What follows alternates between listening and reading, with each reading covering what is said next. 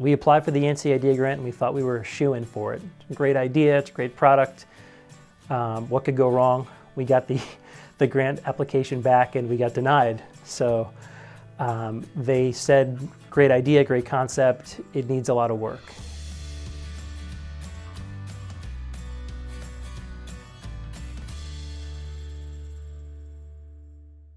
The challenge for kids today is that if you can't focus, you can't learn. So we've got this large chunk of kids in every school in America who are sitting in class every day, they're trying their best, but they're not learning even though they're there in the seat. Because if they're not focused, they can't learn and retain things. So what we're doing for them is Revibe is providing a metacognitive awareness boost where we're getting them to think about their own thoughts and we're getting them to actually self-direct back on task.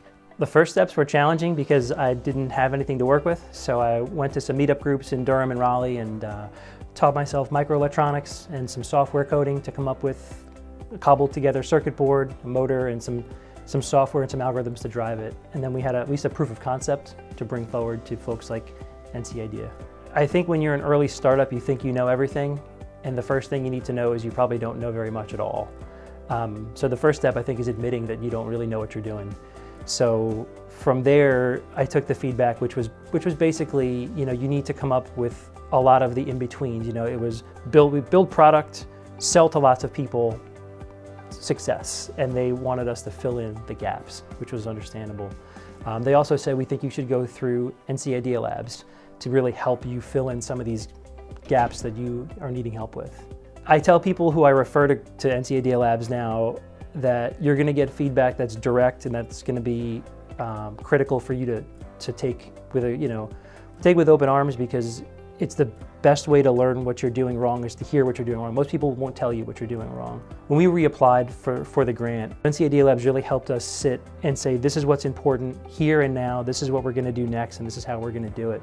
To clearly articulate that to someone else who's not involved with your business is really challenging. What we learned from NC Idea Labs was how to succinctly respond to questions in a very shortened response block. I think most startups fail because people are not motivated to not fail. They have a fail-safe, they have their day job. So if it doesn't work out, I'll go back to the day job, everything will be just fine. I took the approach of failure's not an option, I'll do whatever it takes to make sure this works and is successful. So for me, for people who are willing to take that tact, I think it's good to run the product or the company as far as you can, to see if it's gonna fail early and fail hard. If it's gonna be successful, then be successful and have a really good early track record to give you the confidence that you need to leave your day job. My personal experience tells me the right time to quit your day job is when your day job is becoming more of a hindrance than it is a help.